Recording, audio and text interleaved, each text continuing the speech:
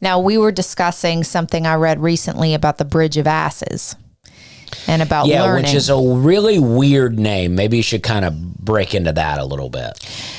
Okay, let me see if I can explain it concisely.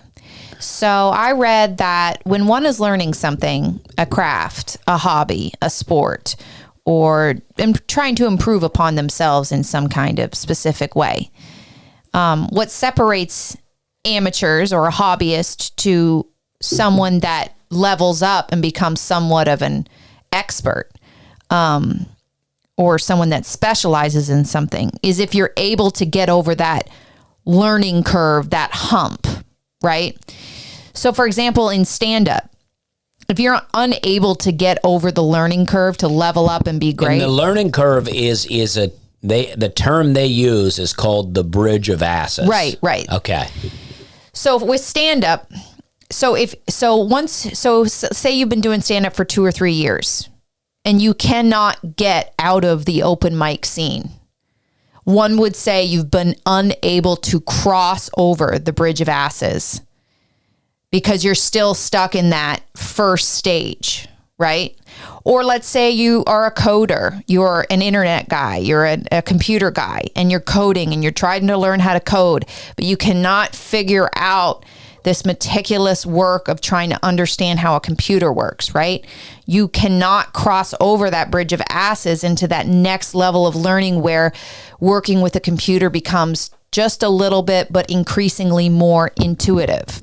And that's what they call when you cross the Bridge of Asses and you get to that next level of understanding and expertise and ability, you start to develop what's called mechanical sympathy. And mechanical sympathy is when you intuitively understand your craft so that it's somewhat subconscious the way you can approach it or understand things. Like great doctors would have mechanical sympathy when working with patients because the patient can present themselves to the doctor, tell them their symptoms, and the doctor's instincts along with their built-up knowledge and time spent as a doctor can let them know what they need to do intuitively. Or a great stand-up comedian has been doing it, crossed over the Bridge of Asses into mechanical sympathy so that they know when a great joke lands on them and how to present the joke and how to write the joke and put it together on stage, right? So you want to get to that level of mechanical sympathy where you are like one with your craft. Yeah, and I was saying to Hannah, very well done. Thank you. And I was saying to Hannah, I grew up around a lot of storytellers, around a lot of joke tellers. I learned a couple of street jokes when I was very young that I was able to tell and able to make people laugh. And I would tell these, I would learn more and more street jokes as it went along, and I was very good at telling them. So I would say my very first time doing stand-up comedy, I was very good at telling the jokes. But so that never was really an issue for me. What was an issue was writing material. I could not write material on my own for a long time. I would seek out the help of one of my friends, John Brennan. For a long time, I was always going to John Brennan. I'm like, let's write some jokes. And I would have some stories written out, and John would help me punch them up and help me do this and help me do that. And it would be able to get me through another stand-up routine. And then after John Brennan, I went to my other friend, John Ballard. And then I reached a phase with John Ballard where I was like, he was helping me write jokes and helping me tag up things. And then my friend Vince Fabro was helping me add tags and do things like that.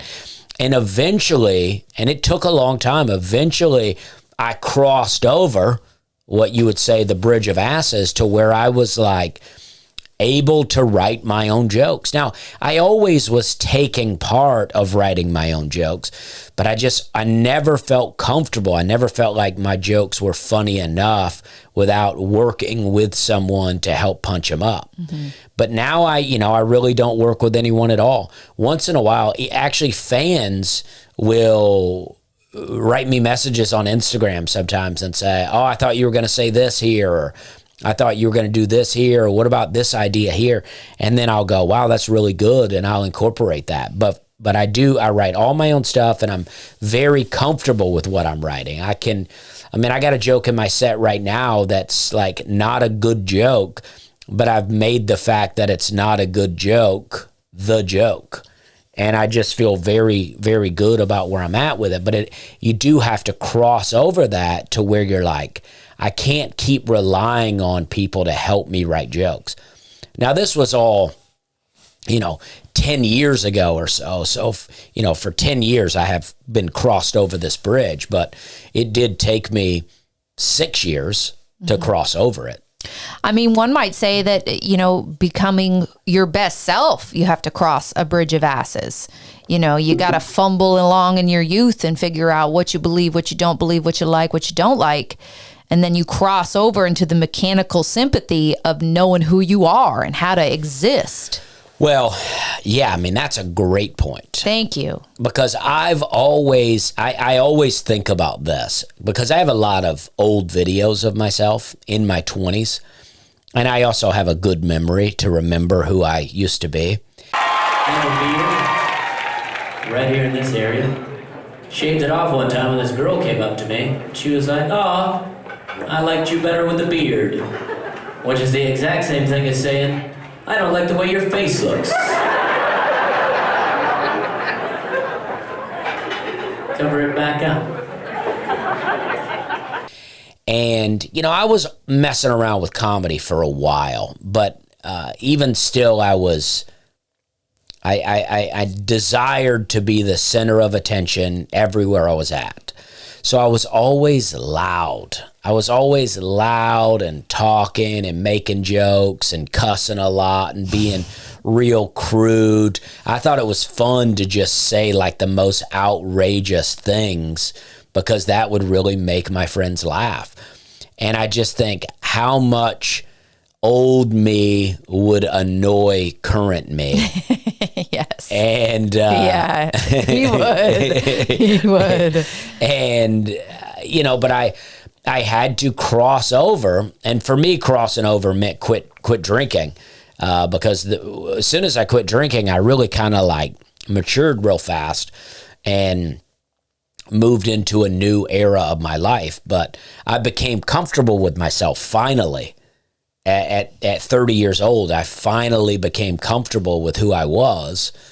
I'd been, I messed around with comfort up until that point, but I would read, meditation books and I read a book called The Way of the Peaceful Warrior, which I really liked. And I took some yoga classes and I was drinking herbal teas and, all of these things where I was, reading poetry and feeling like I was comfortable and artistic, but inside not very comfortable. Mm-hmm. Now I finally, at 30, I started to reach that place.